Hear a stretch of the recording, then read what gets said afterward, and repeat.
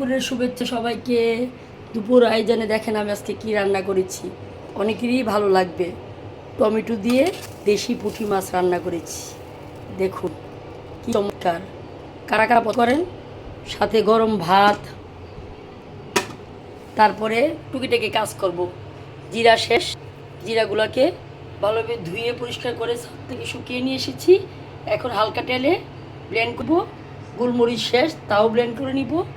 আচারের মশলা, আমি একটু আচারের মশলার সাথে কিছু আস্ত সরিষা দিয়েছি, এতে করে আচারের ফ্লেভার ভালো আসে।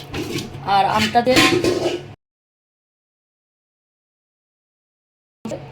করার জন্য সিদ্ধ করে ডিপে রেখে দিয়েছিলাম, আজকে তার কাজ শেষ করব।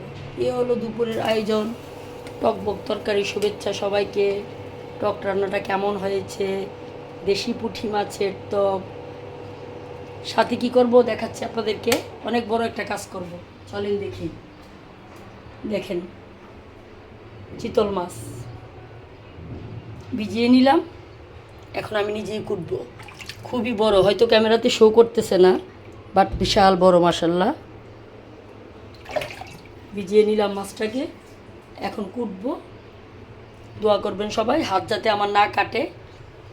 এই মাছটা এনেছিল থেকে অঞ্জন ভাই তার বন্ধুর জন্য, আজকে কুটবো।